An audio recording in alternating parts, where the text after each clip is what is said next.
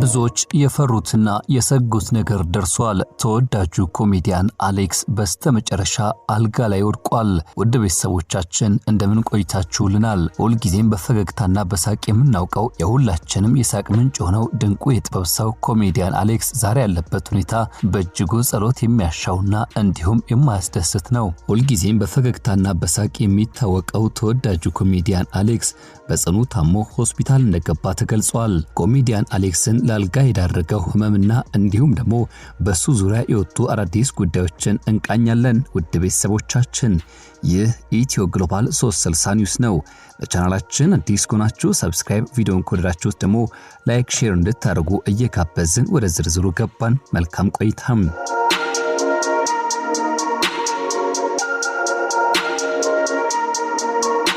የብዙዎች የኪነ ጥበብ ባለሙያዎች መፈልፈያና መፍለቂያ የሆነችው አዲስ አበባ ኳስ ሜዳ ሰፈር እርሱን አፍርተዋለች። በልዩ የኮሜዲ ችሎታዎችና እንዲሁም የዝነኞችን ድምጽ በማስመሰል የብዙዎች ልብ የገዛው ተወዳጁ ኮሜዲያን አለማየሁ ጌታቸው ወይንም ሁላችንም በምናውቀው ስሙ ኮሜዲያን አሌክስ በአሁኑ ሰዓት በጠና ታሞ ሆስፒታል ገብቷል። ከቅርብ ጊዜ ወዲህ በሰውነቱ ላይ ሲታይ የነበረው ከፍተኛ ክብደት መጨመር የብዙዎችን ስጋት አጭሮ ነበር።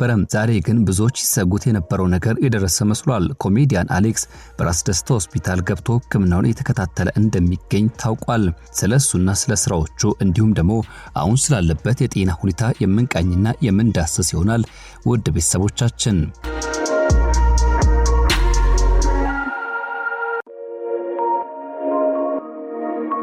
የኮሜዲያን አሌክስን የህይወትና የጥበብ ጉዞ ስንቃኘው ጉዟችን የሚጀምረው ከዚያች ታሪካዊቷ የከተማችን ክፍል ከሆነችው ከአዲስ አበባ ኳስ ሜዳ እየተባለ ከሚጠራው አካባቢ ነው።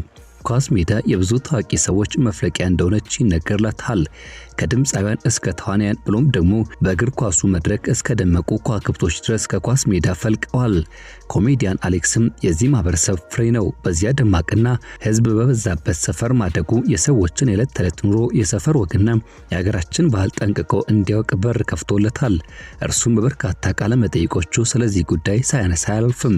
እዛ አዋቂም ታዋቂም ያለው እዛ ሰፈር አይደለ? ሰፈሬን በጣም የአሌክስ የኮሜዲ ስራዎች እጅግ ተወዳጅነትን ያተረፉት ገና ከጀምሩ ነበር። የሱ ቀልዶች እንዲሁ ለማሳቅ ብቻ የተፈጠሩ አልነበሩም። ይልቁንም የህብረተሰቡን እውነተኛ ገጽታ የሚያንጸባርቁ ቁም ነገር አዘልና እያንዳንዱ ኢትዮጵያዊ ራሱ ላይባቸው የሚችሉ ነበሩ። ከምንም በላይ ደግሞ ኮሜዲያን አሌክስ አንዱና ዋነኛው መለያው የተዋጣለት የድምጽ ማስመሰል ችሎታና ብቃቱ ነው። ታዋቂ ፖለቲከኞችን፣ አርቲስቶችና ዝነኛ ኢትዮጵያንን ልክ እነሱ እስኪመስሉ ድረስ ድምጻቸውና አኳኋናቸው በማስመሰል ተመልካቹን በሳቅ ሲያዝናና ቆይቷል። በኢትዮጵያ የስታንድ አፕ ኮሜዲ መድረክ ላይ የራሱን ደማቅ አሻራ እንዲያሳርፍ በር ከፍቶለታል። ኮሜዲያን አሌክስ ከመድረክ አልፎ በቴሌቪዥን መስኮትም ብቅ ብሎ እጅግ ተወዳጅና ስኬታማ መሆን ችሏል። በተለይም በአባይ ቴሌቪዥን ሲተላለፍ በነበረው ዋሻው እንደ የተሰኘው ፕሮግራም ላይ የሱ ስም ይነሳል። አሌክስ የዚህ ፕሮግራም አቅራቢ ብቻ አልነበረም። ፕሮግራሙን ከጸነሱትና ብሎም ከመሰረቱት መካከል አንደኛው እንጂ። በዚህ ብቻ ያላበቃው የእርሱ የቴሌቪዥን አቅራቢነት ወደ አርቲስት ቴሌቪዥን ዞሮ 90ዎቹ የተሰኘ ፕሮግራም በመምራትና ተመልካቹ ወደ ኋላ መልሶ ትዝታውን ሲያጋራ የዚያን ዘመን ጣዕምና ትዝታ በልዩ አቀራረብ እንዲቀርብና ከእንግዶቹ ጋር በተዋዛ መልኩ ይሰራቸው የነበሩ መሰናዶች እንዲወሳ ያደርጉታል። ይህ ፕሮግራም የአሌክስን የፕሮግራም መሪነት ወይም ደግሞ ሆስቲንግ ብቃትን ቁልጭ አድርጎ ያሳየ ነበር። በቅርቡ ደግሞ የተወዳጁ ኮሜዲያን ነጻነት ወርቅነህ ህልፈት ተከትሎ በኢቢኤስ በሚተላለፈው የቤተሰብ ጨዋታ ፕሮግራምን ለመምራት ከተወዳደሩ ባለሙያዎች መካከል አንዱ መሆን በርካቶች ትክክለኛው ተተኪ ተገኘ ሲሉ አወድሰውት ነበር። ኮሜዲያን አሌክስ መድረክን የመቆጣጠር ከተወዳዳሪዎች ጋር የመግባባትና ፈገግታን ሳይለይ ፕሮግራሙን የማደመቅ ችሎታው በብዙ መልኩ በተፈጥሮ የተቸረው ተወዳጅ እንዲሆን አድርጎታል። ይሁን እንጂ ከቅርብ ጊዜያት ወዲህ የኮሜዲያን አሌክስ አድናቂዎችና ወዳጆችን በእጅጉ ያሳሰበ አንድ ጉዳይ ብቅ እንዲል አድርጓል። እሱም በሰውነቱ ላይ በግልጽ ይታይ የነበረው ከፍተኛ የክብደት ወይም የውፍረት መጨመር ጉዳይ። ብዙዎቻችን በቴሌቪዥን መስኮት ስንመለከተው የሰውነቱ መለወጥ የጤና እንዳልሆነ ስናነሳና ስንጨነቅ ነበር ይላሉ በሱ ዙሪያ ሐሳባቸውን የሚያነሱ።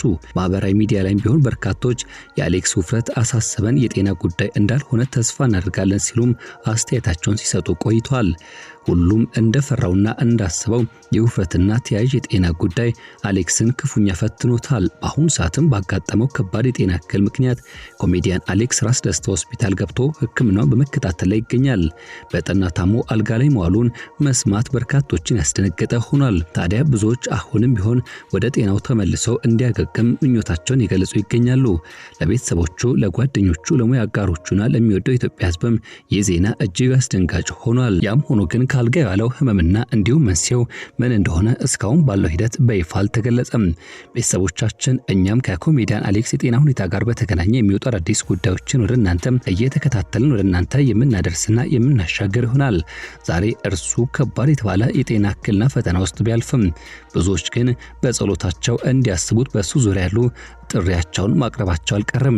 የህክምና ባለሙያዎች የሚያደርጉት ጥረት ታግዞ ፈጣሪ ምሕረቱን አውርዶለት ከህመሙ አገግሞ ዳግም በመድረክ ላይና በቴሌቪዥን መስኮት በዚያ በሚያምር ፈገግታው ለብዙዎች የሳቅ ምንጭ ሆኖ እንዲመለስ ተስፋ እናደርጋለን። ኮሜዲያን አሌክስ የምትወዱና ለምታከብሩ ሁሉ በዚህ አጋጣሚ በጸሎታችሁ እንድታስቡ እንዲሁም ደግሞ ማህበራዊ ሚዲያ ላይ የምታስተላልፉት የድጋፍ መልእክትም ለእርሶና ለቤተሰቡ ትልቅ የሞራል ስንቅ ነውና በዚህም እንድታገዙ ጥሪያችን እያቀረብን እኛም የዛሬን በዚህ ቋጭን። ፈጣሪ ጨርሶ ምሕረት እንዲያወርድለትም ተመኝተናል። ይህ ኢትዮ ግሎባል 360 ኒውስ ነው። ውድ ቤተሰቦቻችን ለዛሬ ያዘጋጀነው ጉዳይ ይህን ይመስላል። በያላችሁበት ጥሩ መልካም ጊዜ እንመኛለን። ለቻናላችን አዲስ ከሆናችሁ ሰብስክራይብ፣ ቪዲዮን ከወደዳችሁት ደግሞ ላይክ፣ ሼር እንድታደርጉ እየጋበዝን የዛሬን በዚህ አጠናቀቅን። መልካም ጊዜ